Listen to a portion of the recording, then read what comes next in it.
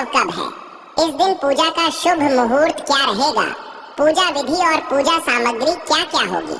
साथ ही साथ 2 इच्छा पूर्ति उपाय भी बताएंगे जिससे कि आप राम भक्त हनुमान जी से अपनी मनवांछित इच्छा को तुरंत ही पूर्ण करवा सकते हैं। देखिए, हनुमान जयंती एक बड़ा महापर्व होता है और इस दिन हनुमान जी का जन्म भी हुआ था। चैत्र के महीने में चैत्र नवरात्रि, रामनवमी और हनुमान जयंती जैसे बड़े पर्व हैं और हनुमान जन्मोत्सव हर साल चैत्र महीने की पूर्णिमा तिथि के दिन आता है और इस दिन बजरंग बली की पूजा होती है। धार्मिक मान्यताओं के अनुसार अगर इस दिन सच्चे मन और श्रद्धा से बजरंग बली की पूजा की जाए तो साधक भक्त के जीवन में हर प्रकार के दुखों का अंत होता है।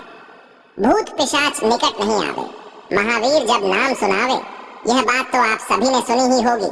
इसलिए जब भी कभी संकट आए या भूत पिशाच की बातें आए या फिर आपके ऊपर कोई बाधा आए तो सिर्फ हनुमान जी को ही याद किया जाता है। तो देखिए, इस साल हनुमान जयंती या हनुमान जन्मोत्सव 2 अप्रैल को मनाया जाएगा। पूर्णिमा की तिथि 1 अप्रैल 2026 को 7 बजे से शुरू होगी और 2 अप्रैल 2026 को सुबह 7:41 तक रहेगी। हमारे हिंदू धर्म में किसी भी व्रत या त्योहार को मनाने के लिए उदया तिथि का बड़ा महत्व होता है। इसलिए उदया तिथि के अनुसार हनुमान जन्मोत्सव 2 अप्रैल को ही मनाया जाएगा। चलिए, अब हम आप सभी को पूजा सामग्री नोट करा देते हैं। पूजा सामग्री के लिए सबसे पहले आपको एक लकड़ी की चौकी लगेगी। चौकी पर बिछाने के लिए लाल रंग का कपड़ा जो कि साफ और सही होना चाहिए, नया हो तो और भी बेहतर है।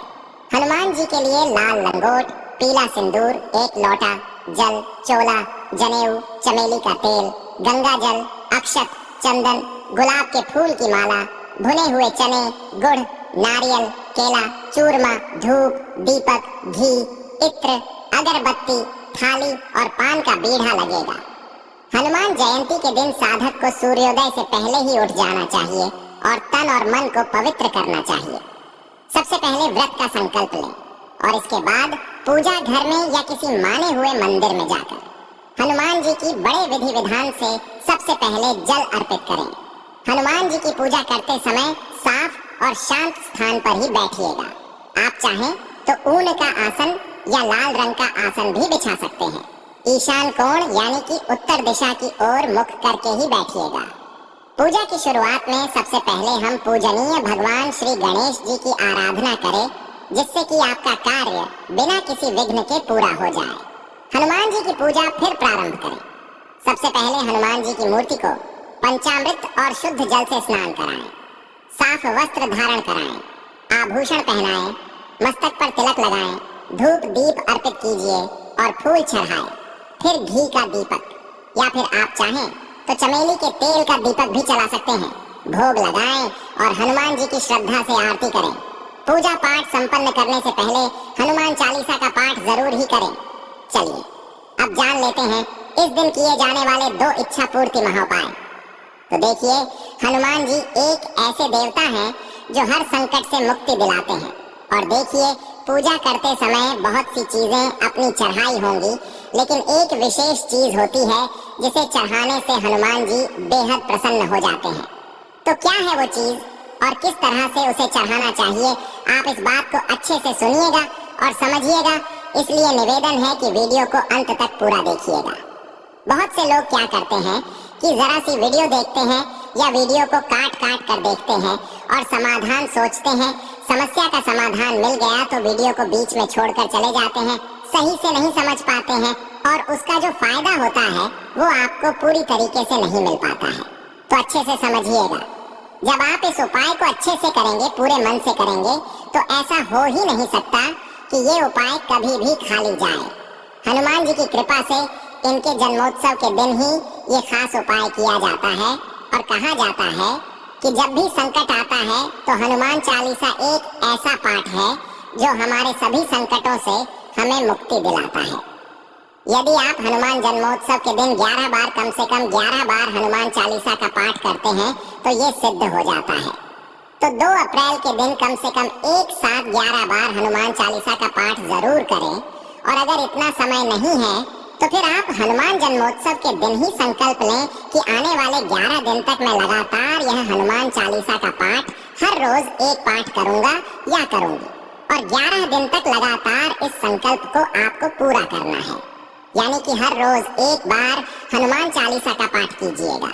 ये संकल्प करने के कुछ विशेष नियम होते हैं, और नियम कुछ इस प्रकार से है। जब भी आप किसी विशेष मनोकामना पूर्ति के लिए संकल्प लें हनुमान चालीसा का, तो किसी को भी बताएं नहीं। अगर आप बता देते हैं तो इससे जो आपका पूरा फायदा है वो नहीं हो पाता है। तो यह संकल्प आपको किसी को बिना बताए करना होगा। कोई भी उपाय जब आप करें तो पूरी तरीके से गुप्त तरीके से ही करना चाहिए, तभी वो चीज फलीभूत हो पाती है। चलिए अब जान लेते हैं दूसरा कारगर और सिद्ध उपाय। तो देखिए, आप सभी को पता है कि हनुमान जी को पान बेहद पसंद है, तो हनुमान जन्मोत्सव के दिन हनुमान जी को पान का बीड़ा जरूर ही चढ़ाए, बहुत शुभ माना जाता है। और मान्यता है कि ऐसा करने से हनुमान जी प्रसन्न होते हैं और भक्तों की सभी संकट दूर करते हैं। पान का बीड़ा आप चाहें तो हर मंगलवार और शनिवार को भी हनुमान जी को समर्पित कर सकते हैं, लेकिन हनुमान जन्मोत्सव के दिन तो जरूर ही समर्पित कीजिएगा।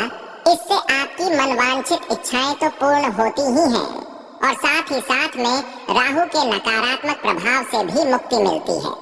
जीवन में सुख समृद्धि आती है, और राहु का जो नकारात्मक प्रभाव है उससे पूर्ण तरीके से मुक्ति मिलती है। हनुमान जी की पूजा करने से सभी संकट टल जाते हैं।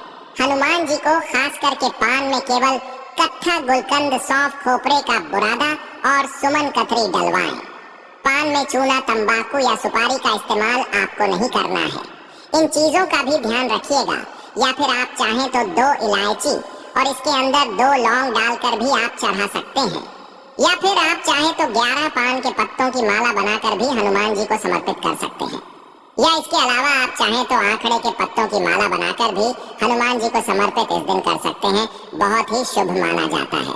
अगर मंगल भारी है, गरीबी ने घेर लिया है, किसी ने काला जादू कर दिया है, ऊपरी शक्ति का वास हो चुका है, घर नष्ट होने वाला है, गरीबी परेशान कर रही है, दुश्मन पीछे पड़े हो, कर्जदार परेशान कर रहे हो, तो करें यह उपाय।